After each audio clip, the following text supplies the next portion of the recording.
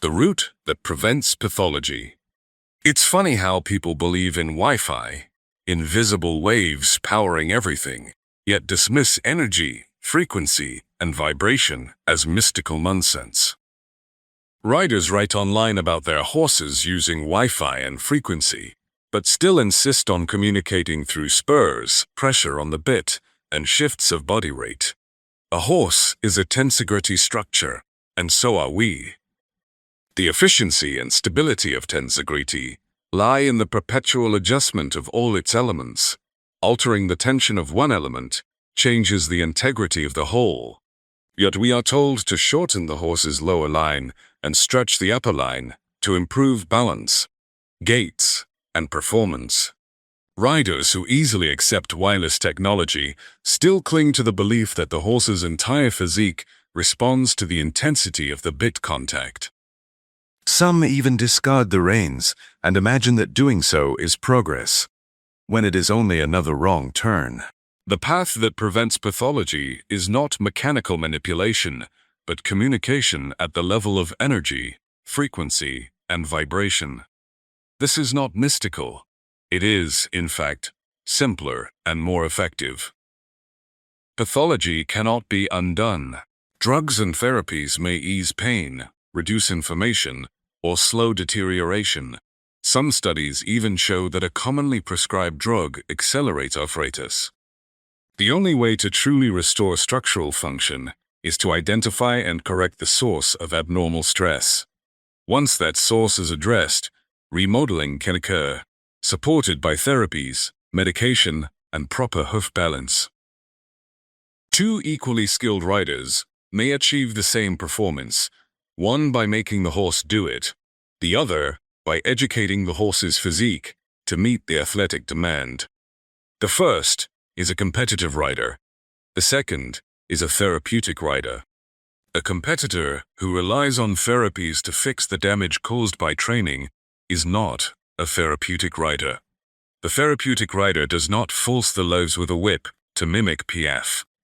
Instead, they move beyond the reductionist belief that balance comes from shifting weight backward onto the hind legs. They guide the horse's mental processing toward mastery of the forces above and around the center of mass. Reductionists dismiss this as mystical because their mechanical mindset cannot conceive it. They speak wirelessly, but ride with heavy contact, spurs, and bit. They preach lightness, yet when I touch their reins, I feel the weight of their tension. In clinics, when I ride a student's horse, I immediately feel the dysfunctions, muscle imbalance, inverted rotation, or deeper structural issues. With time, I can trace the root cause, explain how the horse's physique has compensated, and show the first step of rehabilitation. The goal is to allow the horse's natural remodeling to correct the dysfunction, rather than perpetually circling from one compromise to the next. The rider often understands intellectually, but still thinks mechanically, and the process feels overwhelming. For those who are sensitive and care more for their horse than ribbons, I suggest a simple beginning. Slow the horse without the hands. Hold the reins lightly on the fingertips, steady but never pulling back. When the horse increases contact on the bit, resist only with the subtle tone of the fingers, not the arms. Free the mind from obedience and control, and step into authentic partnership. The horse is already willing, but we cannot experience this willingness if we insist on obedience. True communication emerges when our entire physique creates the right wave and frequency. At that level of subtlety, the horse's comfort zone, the horse welcomes us in. We must believe in our sixth sense and let physical intelligence explore it. Connor's effort will not succeed.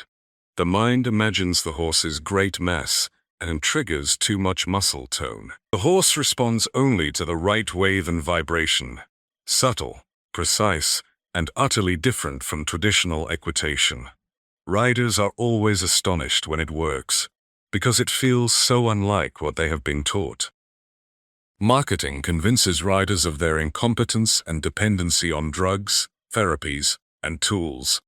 Yet only when the source of dysfunction is corrected can drugs, therapies, and proper trimming support authentic remodeling. This is the journey I choose and teach. Every day, Science of Motion courses show how to educate a young horse to carry a rider efficiently, or guide a mature horse into advanced transitions, such as piaffe passage.